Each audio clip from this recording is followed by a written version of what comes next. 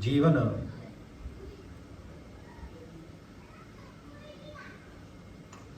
ਬਹੁਤ ਸਾਰੀਆਂ ਆਕਾਂਸ਼ਾਵਾਂ ਦੇ ਨਾਲ ਭਰਿਆ ਹੋਇਆ ਹੈ ਔਰ ਇਸ ਜੀਵਨ ਦੇ ਵਿੱਚ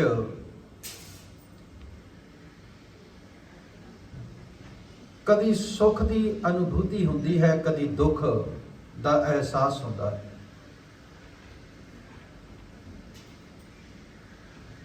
ਪੁਰਾਣੇ ਸਮੇਂ ਤੋਂ ਭਾਰਤੀ ਸਭਿਅਤਾ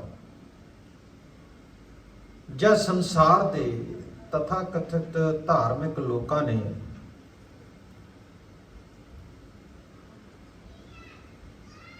ਇਸ ਵਿਚਾਰ ਨੂੰ ਡੂੰਘਾ ਕੀਤਾ ਕਿ ਦੁੱਖ ਔਰ ਸੁੱਖ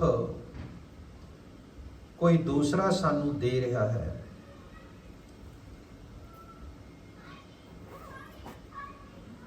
ਦੁੱਖ ਔਰ ਸੁੱਖ ਦੇਣ ਦੇ ਲਈ ਪਰਮਾਤਮਾ ਰੱਬ ਪ੍ਰਭੂ ਸਿਰਜਣਾ ਕੀਤੀ ਕਿ ਕੋਈ ਹੈ ਜਿਹੜਾ ਸਾਨੂੰ ਦੁੱਖ ਸੁੱਖ ਦੇ ਰਿਹਾ ਹੈ। ਬਹੁਤ ਸੌਖਾ ਹੈ ਕਿਸੇ ਦੂਸਰੇ ਦੇ ਉੱਤੇ ਸਾਰਾ ਕੁਝ ਸੁੱਟ ਦੇਣਾ। ਇਸ ਦੇ ਨਾਲ ਆਪਣੀ ਜ਼ਿੰਮੇਵਾਰੀ ਖਤਮ ਹੋ ਜਾਂਦੀ, ਕੋਈ ਜ਼ਿੰਮੇਵਾਰੀ ਨਹੀਂ ਰਹਿ ਜਾਂਦੀ। ਦੂਸਰੇ ਦੇ ਉੱਤੇ ਸਾਰਾ ਕੁਝ ਸੁੱਟ ਦਿੱਤਾ। ਅਗਰ ਸੰਸਾਰ 'ਚ ਕੋਈ ਨਾ ਲੱਭਿਆ ਤੇ ਪਰਮਾਤਮਾ ਤੇ ਸੁੱਟਦਾ, ਰੱਬ ਤੇ ਸੁੱਟਦਾ। ਮੈਂ ਸੁਰਖਰੂ ਹੋ ਗਿਆ, ਮੇਰਾ ਤੇ ਕੋਈ ਕਿਸੇ ਵੀ ਤਰ੍ਹਾਂ ਦਾ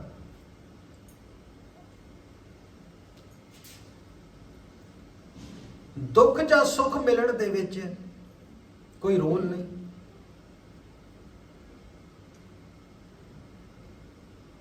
ਜੀਵਨ ਦੇ ਵਿੱਚ ਆਸਤਿਕ ਲੋਕਾਂ ਨੇ ਦੁੱਖ ਸੁੱਖ ਪਰਮਾਤਮਾ ਤੇ ਸੁੱਟ ਦਿੱਤਾ ਔਰ ਨਾਸਤਿਕ ਲੋਕਾਂ ਨੇ ਦੁੱਖ ਜਾਂ ਸੁੱਖ ਕੁਦਰਤ ਤੇ ਸੁੱਟ ਦਿੱਤਾ।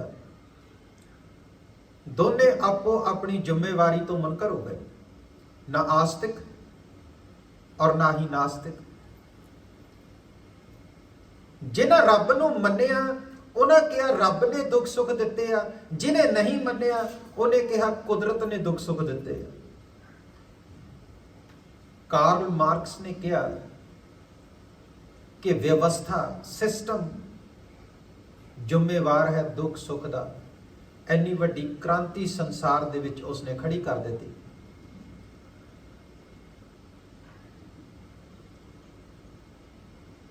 अगर कोई जिम्मेवार है तो सोसाइटी है, समाज है, सिस्टम है, व्यवस्था है। व्यवस्था सही कर दो, सारा कुछ सही हो जाएगा। कार्ल मार्क्स ने किया, अपनी उत्तों जिम्मेवारी सुट दी। फ्राइड ने कहा अचेतन मन, अनकॉन्शियस माइंड, उतों आ रहा दुख सुख, अपनी जिम्मेवारी तो मुनकर हो गया।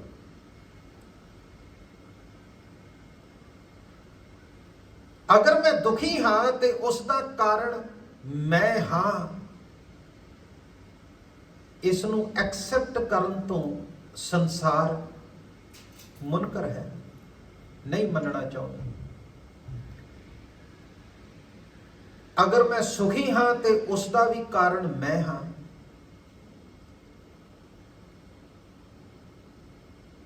सतगुरु गुरु नानक साहिब महाराज जी ने संसार नू नवी धारणा दी। धर्म नू एक नवा स्वरूप गुरु नानक साहिब महाराज जी ने बख्शिश किया, जिथे संसार दे तमाम धर्म ये आख रहे ने कि कोई है जिहड़ा दुख सुख दे रहे है, ते धन गुरु नानक साहिब महाराज की दे कोई दूसरा नहीं है। अगर कोई अज दुखी है ते उसदे दुख का भी कारण वह आप ही है, कोई दूसरा नहीं है। अगर परमात्मा किसी को दुख दे रहे ਤੇ ਦੁੱਖ ਦੇਣ ਵਾਲੇ ਨੂੰ ਦੁੱਖ ਮਿਲਦਾ ਹੈ, ਇਹ ਸੰਸਾਰ ਦੀ ਧਾਰਨਾ ਹੈ। ਧਰਮ ਨੇ ਕਿਹਾ ਅਗਰ ਕਿਸੇ ਦਾ ਬੁਰਾ ਕਰੋਗੇ ਤੇ ਤੁਹਾਡਾ ਵੀ ਬੁਰਾ ਹੋਊਗਾ, ਅਗਰ ਕਿਸੇ ਨੂੰ ਦੁੱਖ ਦਵੋਗੇ ਤੁਹਾਨੂੰ ਵੀ ਦੁੱਖ ਮਿਲੂਗਾ। ਤੇ ਜੇ ਪ੍ਰਮਾਤਮਾ ਕਿਸੇ ਨੂੰ ਦੁੱਖ ਦੇ ਰਿਹਾ ਹੈ ਤੇ ਫਿਰ ਉਹਨੂੰ ਵੀ ਦੁੱਖ ਮਿਲਣਾ ਚਾਹੀਦਾ, ਆਪੋਜ਼ਿਟ। ਜੇ ਪ੍ਰਮਾਤਮਾ ਕਿਸੇ ਦਾ ਬੁਰਾ ਕਰ ਰਿਹਾ ਫਿਰ ਉਹਦਾ ਵੀ ਬੁਰਾ ਹੋਣਾ ਚਾਹੀਦਾ। ਜੇ ਪ੍ਰਮਾਤਮਾ ਕਿਸੇ ਨੂੰ ਦੁੱਖ ਵਿੱਚ ਸਾੜ ਰਿਹਾ ਹੈ ਫਿਰ ਪ੍ਰਮਾਤਮਾ ਤੇ ਉਹਨਾਂ ਸਾਰਿਆਂ ਨਾਲੋਂ ਵੱਧ ਉਸ ਦੁੱਖ ਵਿੱਚ ਹੋਣਾ ਚਾਹੀਦਾ ਹੈ, ਹਨੇਰੇ ਵਿੱਚ ਹੋਣਾ ਚਾਹੀਦਾ ਹੈ, ਕਿਉਂਕਿ ਉਹ ਸਾਰੇ ਜਗਤ ਨੂੰ ਦੁੱਖ ਦੇ ਰਿਹਾ।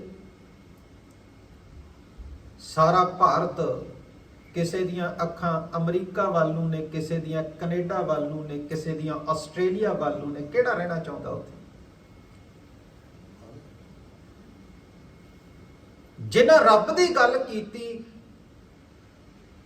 5 ਤੋਂ 7,000 ਸਾਲਾਂ ਤੋਂ ਧਰਮ ਦੀ ਗੱਲ ਕੀਤੀ, ਧਰਮ ਦੇ ਪੁਰਾਤਨ ਸਰੂਪ ਦੀ ਗੱਲ ਕੀਤੀ, ਉੱਥੇ ਕੋਈ ਰਹਿਣਾ ਹੀ ਨਹੀਂ ਚਾਹੁੰਦਾ। ਉਹਨਾਂ ਲੋਕਾਂ ਦੀ ਗੁਲਾਮੀ ਕਰਨੀ ਮਨਜ਼ੂਰ ਹੈ ਜਿਹੜੇ ਰੱਬ ਨੂੰ ਮੰਨਦੇ ਹੀ ਨਹੀਂ।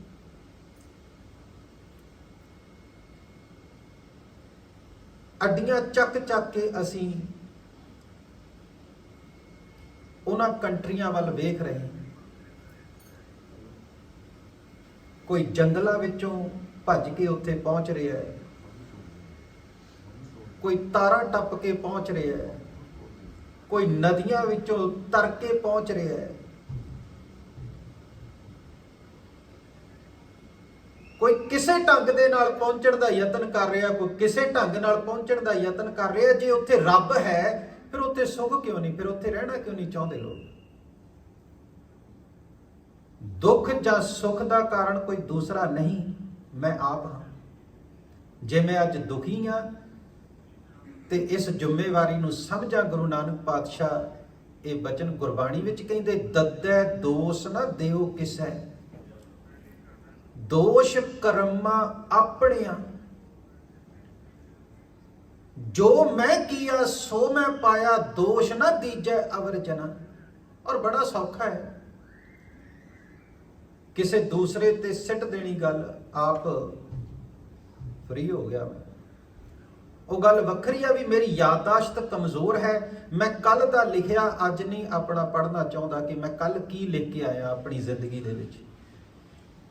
ਮੈਂ ਪਰਸੋਂ ਆਪਣੀ ਜ਼ਿੰਦਗੀ ਦੇ ਵਰਕੇ ਤੇ ਕੀ ਲਿਖਿਆ ਮੈਂ ਅੱਜ ਪੜ੍ਹਨਾ ਨਹੀਂ ਚਾਹੁੰਦਾ। ਲੋਕੀ ਨਸ਼ੇ ਕਰ ਰਹੇ ਨੇ, ਅੱਜ ਕੀ ਲਿਖਿਆ ਸੀ ਸਾਰਾ ਦਿਨ ਸ਼ਾਮ ਨੂੰ ਮਿਟਾ ਦੇਣਾ ਚਾਹੁੰਦਾ। ਨਸ਼ੇ ਦਾ ਕਨਸੈਪਟ ਕੀ ਕਹਿੰਦਾ ਹੈ? ਆਹੀ ਕਹਿੰਦਾ ਨਾ ਕਿ ਜੋ ਮੈਂ ਦਿਨ 'ਚ ਲਿਖਿਆ ਉਹ ਮੈਂ ਮਿਟਾ ਦਿਆਂ ਤੇ ਬੜੀ ਚੰਗੀ ਨੀਂਦ ਆ ਜੂਗੀ। ਤੇ ਨਸ਼ਾ ਕੀਤਾ ਸ਼ਾਮ ਨੂੰ, ਕਿਉਂਕਿ ਮੈਨੂੰ ਇਸ ਗੱਲ ਦੀ ਸਮਝ ਹੈ ਜੋ ਮੈਂ ਲਿਖਿਆ ਹੈ ਸਾਰਾ ਦਿਨ ਉਹ ਮੇਰੇ ਆਪਣੇ ਪੜ੍ਹਨ ਯੋਗ ਨਹੀਂ। ਜੇ ਮੈਂ ਆਪਣੀ ਕਿਤਾਬ ਲਿਖਾਂ ਕਿ ਮੈਂ ਕੀ ਕੁਝ ਲਿਖਿਆ ਆਪਣੀ ਜ਼ਿੰਦਗੀ ਦੇ ਵਿੱਚ ਤੇ ਮੈਂ ਉਸ ਨੂੰ ਆਪ ਨਹੀਂ ਪੜ੍ਹ ਸਕੂੰਗਾ।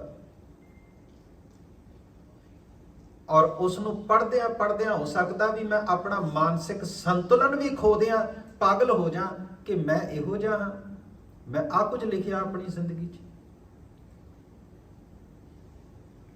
ਉਹ ਗੱਲ ਵੱਖਰੀ ਹੈ ਵੀ ਮੈਂ ਆਪਣੇ ਕੀਤੇ ਸਿਗਨੇਚਰ ਹਸਤਾਖਰ ਨਹੀਂ ਪਛਾਣਨੇ ਚਾਹੁੰਦਾ।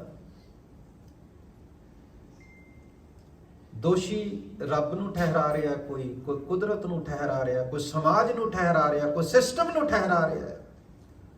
ਚਾਰ ਬੰਦੇ ਖੜੇ ਹੋਣ ਤੇ ਉੱਥੇ ਗੱਲ ਸਿਸਟਮ ਦੀ ਸ਼ੁਰੂ ਹੋ ਜਾਂਦੀ ਵੀ ਸਹੀ ਨਹੀਂ ਚੱਲ ਰਿਹਾ ਜੀ। ਆਪਣੀ ਜ਼ਿੰਮੇਵਾਰੀ ਇਸ ਸੰਸਾਰ ਵਿੱਚ ਕੋਈ ਚੁੱਕਣ ਨੂੰ ਤਿਆਰ ਨਹੀਂ। ਗੁਰੂ ਨਾਨਕ ਸਾਹਿਬ ਮਹਾਰਾਜ ਧਰਮ ਨੂੰ ਉਹ ਦਿਸ਼ਾ ਦਿੰਦੇ ਜਿੱਥੇ ਸਤਿਗੁਰੂ ਕਹਿੰਦੇ ਆਪਣੇ ਆਪ ਨੂੰ ਸਮਝ। ਔਰ ਜਦੋਂ ਤੁਸੀਂ ਦੂਸਰੇ ਤੇ ਆਪਣਾ ਆਪ ਸੁੱਟੋਗੇ ਉੱਥੇ ਆਤਮਾ ਖਤਮ ਹੋ ਜਾਂਦੀ। ਆਤਮਾ ਦਾ ਕਨਸੈਪਟ ਹੀ ਨਹੀਂ। ਫਿਰ ਆਤਮਾ ਕਾਹਦੇ ਵਾਸਤੇ? ਆਤਮ ਆਪਣੇ ਆਪ ਦਾ ਤੇ ਕਨਸੈਪਟ ਹੀ ਨਹੀਂ।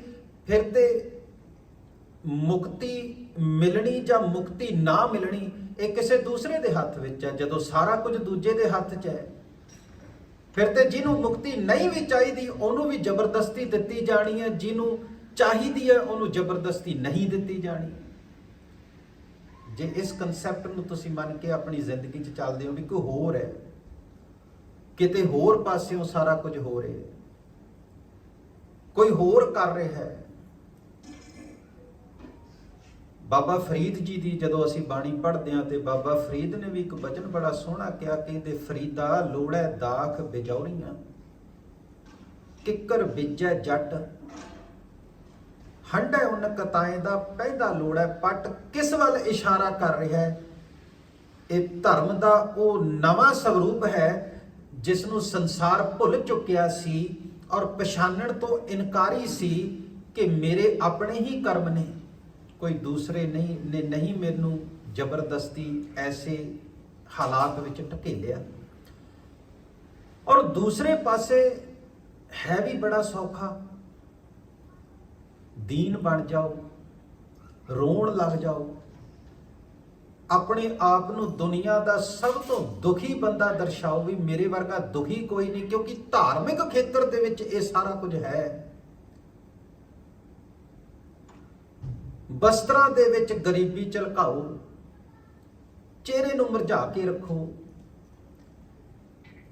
ਤਾਂ ਜੋ ਸਾਹਮਣੇ ਵਾਲਾ ਤੁਹਾਡੇ ਉੱਤੇ ਸਿੰਪੈਥੀ ਦੇ ਸਕੇ ਤੁਹਾਨੂੰ, ਕਿਉਂਕਿ ਪ੍ਰੇਮ ਤੇ ਤੁਹਾਨੂੰ ਮਿਲਣਾ ਨਹੀਂ। ਜੇ ਪ੍ਰੇਮ ਨਹੀਂ ਮਿਲਣਾ ਤੇ ਫਿਰ ਸਿੰਪੈਥੀ ਲੈਣੀ। ਪੈਥੀ ਲਫ਼ਜ਼ PATHY ਗ੍ਰੀਕ ਲਫ਼ਜ਼ ਹੈ ਪੈਥੋ, ਜਿਸ ਦਾ ਅਰਥ ਹੈ ਬਿਮਾਰ, ਜਿਸ ਦਾ ਅਰਥ ਹੈ ਰੁਗਣ, ਰੋਣ ਵਾਲਾ, ਜਿਸ ਦਾ ਅਰਥ ਹੈ ਦੁਖੀ, ਦੁਖੀ ਰਹਿਣ ਵਾਲਾ।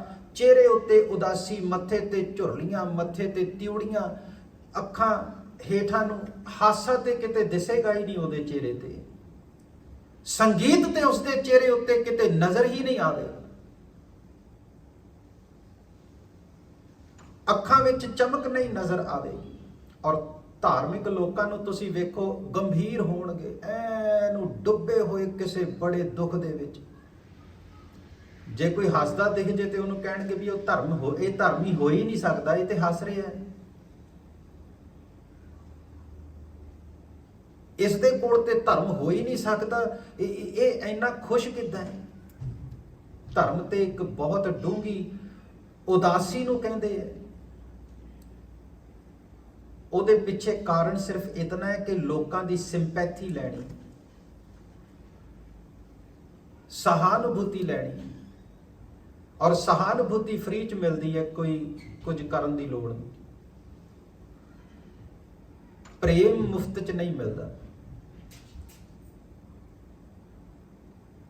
ਅਗਰ ਕਿਸੇ ਨੂੰ ਸੁੰਦਰ ਪਤੀ ਜਾਂ ਪਤਨੀ ਚਾਹੀਦੀ ਹੈ ਤੇ ਫਿਰ ਮਿਹਨਤ ਕਰਨੀ ਪਊਗੀ।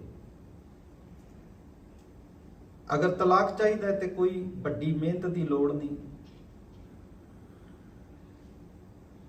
ਬਹੁਤ ਸਾਰੇ ਧਰਮਾਂ ਦੇ ਵਿੱਚ ਤੇ ਵਿਵਸਥਾ ਹੈ ਵੀ 3 ਵਾਰੀ ਕਹਿ ਦਿਓ ਤੇ ਤਲਾਕ ਮਿਲ ਜਾਂਦਾ, ਕੋਈ ਵੱਡੀ ਜਦੋਜਹਿਦ ਕਰਨ ਦੀ ਵੀ ਲੋੜ ਨਹੀਂ।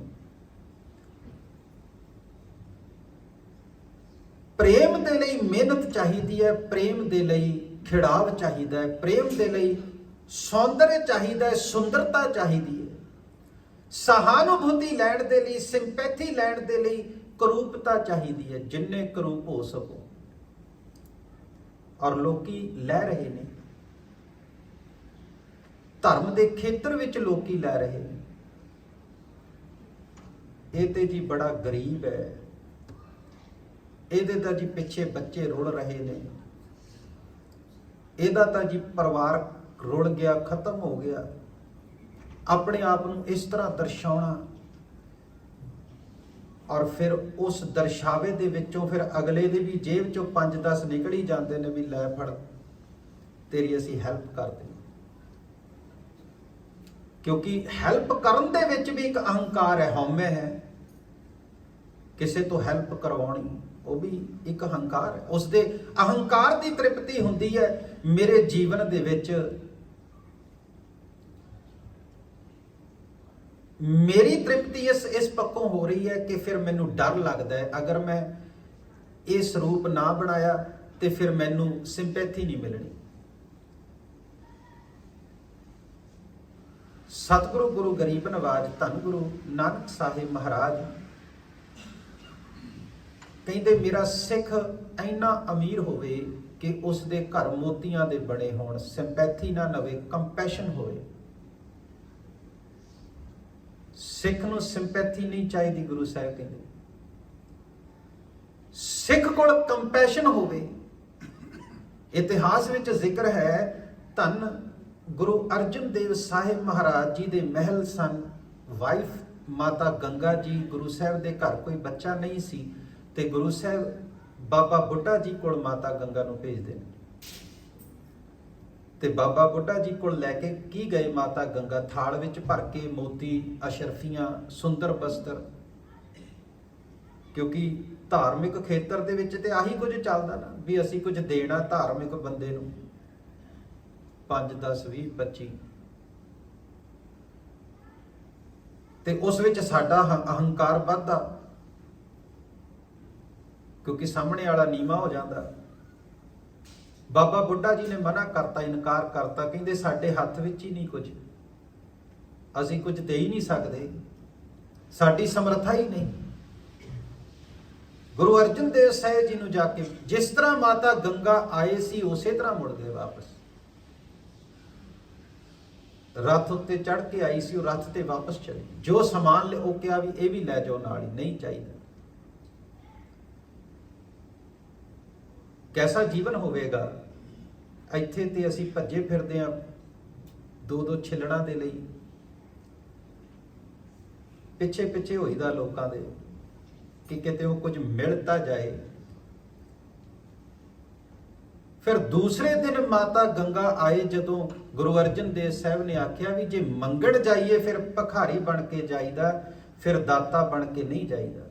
ਕਿਉਂਕਿ ਬਾਬਾ ਜੀ ਨੂੰ ਵੀ ਆਪਣੀ ਅਵਸਥਾ ਦਾ ਗਿਆਨ ਸੀ ਵੀ ਉਹ ਕੌਣ ਨੇ। ਜਦੋਂ ਤੱਕ ਸਾਨੂੰ ਆਪਣਾ ਗਿਆਨ ਨਹੀਂ ਵੀ ਅਸੀਂ ਕੌਣ ਆ, ਉਦੋਂ ਤੱਕ ਅਸੀਂ ਭਿਖਾਰੀ ਹੋਵਾਂਗੇ, ਉਦੋਂ ਤੱਕ ਅਸੀਂ ਦੂਸਰੇ ਦੇ ਉੱਤੇ, ਕਿਉਂਕਿ ਜੇ ਸੁੱਖ ਦੂਸਰੇ ਤੋਂ ਮਿਲ ਰਿਹਾ ਤੇ ਦੁੱਖ ਵੀ ਦੂਸਰੇ ਤੋਂ ਮਿਲ ਰਿਹਾ। ਇਹ ਕਨਸੈਪਟ ਦੇ ਨਾਲ ਅਸੀਂ ਭਿਖਾਰੀ ਮੰਗਤੇ ਬਣ ਜਾਂਦੇ। ਜੇ ਅਸੀਂ ਸੁੱਖ ਮੰਗ ਰਹੇ ਹਾਂ ਤੇ ਦੁੱਖ ਵੀ ਕਿਸੇ ਤੋਂ ਮੰਗ ਰਹੇ ਹਾਂ, ਜੇ ਦੁੱਖ ਕਿਸੇ ਤੋਂ ਮੰਗ ਰਹੇ ਹਾਂ ਤੇ ਸੁੱਖ ਵੀ ਕਿਸੇ ਤੋਂ ਮੰਗ ਰਹੇ ਹਾਂ। ਮੈਂ ਬਹੁਤ ਸਾਰੇ ਲੋਕਾਂ ਨੂੰ ਕਹਿੰਦੇ ਆ ਸੁਣਿਆ ਵੀ ਫਲਾਣੇ ਬੰਦੇ ਕਰਕੇ ਮੇਰਾ ਕੰਮ ਨਹੀਂ ਬਣਿਆ, ਉਹਦੇ ਕਰਕੇ ਮੇਰੇ ਨਾਲ ਆ ਹੋ ਗਿਆ। ਔਰ ਬਹੁਤ ਸਾਰੇ ਘਰਾਂ ਦੇ ਵਿੱਚ ਅਗਰ ਤੁਸੀਂ ਆਪਸੀ ਕਲੇਸ਼ ਵੇਖੋਗੇ ਤਾਂ ਆਹੀ ਕਾਰਨ ਹੋਊਗਾ ਵੀ ਉਸ ਦੇ ਕਰਕੇ ਮੇਰੇ ਨਾਲ ਆ ਹੋ ਰਿਹਾ। ਪਰ ਗੁਰੂ ਸਾਹਿਬ ਕਹਿੰਦੇ ਕਰਮੀ ਕਰਮੀ ਹੋਏ ਵਿਚਾਰ, ਸੱਚਾ ਆਪ ਸੱਚਾ ਦਰਬਾਰ। ਅਗਰ ਮੈਂ ਦੁਖੀ ਹਾਂ ਜਾਂ ਮੈਂ ਸੁਖੀ ਹਾਂ ਤੇ ਉਸ ਦਾ ਕਾਰਨ ਮੈਂ ਹਾਂ, ਕੋਈ ਦੂਸਰਾ ਨਹੀਂ ਹੈ।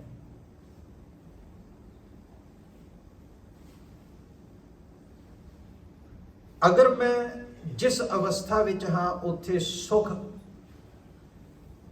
ਤੱਕ ਰਿਹਾ ਹਾਂ ਤੇ ਉੱਥੇ ਹੀ ਸੁਖ ਹੈ। ਜਿਸ ਅਵਸਥਾ ਵਿੱਚ ਹਾਂ ਅਗਰ ਮੈਂ ਆਪਣੇ ਆਪ ਨੂੰ ਰੋਗਣ ਮਹਿਸੂਸ ਕਰ ਰਿਹਾ ਤੇ ਫਿਰ ਮੈਂ ਉੱਥੇ ਹੀ ਦੁਖੀ ਹਾਂ। ਸੋ ਕਾਰਨ ਕਿਸੇ ਹੋਰ ਨੂੰ ਬਣਾਉਣਾ, ਆਪਣੇ ਆਪ ਤੋਂ ਦੂਰ ਜਾਣਾ ਹੈ। ਜਦੋਂ ਅਸੀਂ ਆਪਣੇ ਆਪ ਨੂੰ ਕੇਂਦਰ ਮੰਨਦੇ ਹਾਂ, ਮੇਰੇ ਕਰਕੇ ਹੈ, ਤੇ ਫਿਰ ਉਦੋਂ ਜੀਵਨ ਵਿੱਚ ਆਪਣੇ ਆਪ ਨਾਲ ਜੁੜਨ ਦੀ ਗੱਲ ਸ਼ੁਰੂ ਹੁੰਦੀ। ਫਿਰ ਕਨਸੈਪਟ ਸ਼ੁਰੂ ਹੁੰਦਾ ਆਪਣੇ ਆਪ ਨੂੰ ਸਹੀ ਕਰਨ ਦਾ। ਫਿਰ ਕਨਸੈਪਟ ਸ਼ੁਰੂ ਹੁੰਦਾ ਆਪਣੇ ਆਪ ਵਿੱਚ ਸੁਧਾਰ ਲਿਆਉਣ ਦਾ। ਸਾਵਣ ਸਰਸੀ ਕਾਮਣੀ ਚਰਨ ਕਮਲ ਸਿਓ ਪਿਆਰ, ਮਨ ਤਨ ਰੱਤਾ ਸੱਚ ਰੰਗ ਇੱਕੋ ਨਾਮ ਆਧਾਰ। ਫਿਰ ਕਨਸੈਪਟ ਸ਼ੁਰੂ ਹੋਵੇਗਾ ਨਾ, ਮੈਂ ਤੇ ਸਾਰਾ ਕੁਝ ਦੂਜੇ ਤੇ ਸੁੱਟ ਰਿਹਾ, ਫਿਰ ਆਪਣਾ ਆਪ ਕਿੱਥੋਂ ਸੁਧਾਰਨ ਦੀ ਗੱਲ ਸ਼ੁਰੂ ਹੋ। ਜੇ ਵਾਹਿਗੁਰੂ ਨੇ ਠਾਲਿਆ ਤੜਕੇ ਤਾਂ ਉੱਠੂਗਾ, ਨਹੀਂ ਤੇ ਨਹੀਂ ਉੱਠਿਆ ਜਾਣਾ। ਗੁਰ ਸਤਿਗੁਰ ਕਾ ਜੋ ਸਿੱਖ ਅਖਾਏ ਸੋ ਭਲਕੇ ਉਠ ਹਰ ਨਾਮ ਧਿਆਵੈ, ਉਦਮ ਕਰੇ ਪਲਕੇ ਪ੍ਰਭਾਤੀ ਇਸ਼ਨਾਨ ਕਰੇ ਅੰਮ੍ਰਿਤ ਸਰਨਾਵੈ। ਫਿਰ ਤੇ ਆਪਣੇ ਆਪ ਨੂੰ ਸੁਧਾਰਨ ਦੀ ਕੋਈ ਗੱਲ ਹੀ ਨਹੀਂ ਸ਼ੁਰੂ ਹੋਣੀ।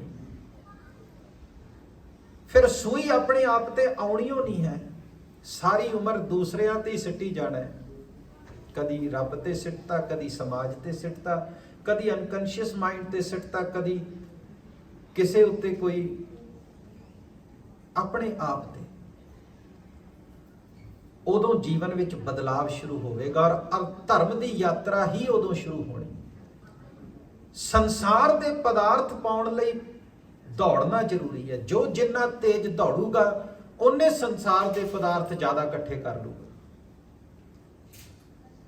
ਸੰਸਾਰ ਦੇ ਪਦਾਰਥ ਦੌੜ ਕੇ ਮਿਲਦੇ। ਇੱਕ ਤੁਸੀਂ ਗੁਰੂ ਸਾਹਿਬ ਨੇ ਬਚਨ ਕਿਹਾ ਨਾ, ਮਾਟੀ ਕੋ ਪੁੱਤਰਾ ਕੈਸੇ ਨਚਤ ਹੈ। ਨੱਚਣ ਨਾਲ ਮਿਲਦੇ ਸੰਸਾਰ ਦੇ ਪਦਾਰਥ। ਜਿੰਨੀ ਤੀਬਰਤਾ ਦੇ ਵਿੱਚ ਜਿਹੜਾ ਭੱਜ ਸਕੂਗਾ ਉਹ ਸੰਸਾਰ ਦੇ ਪਦਾਰਥ ਇਕੱਠੇ ਕਰ ਲੂ।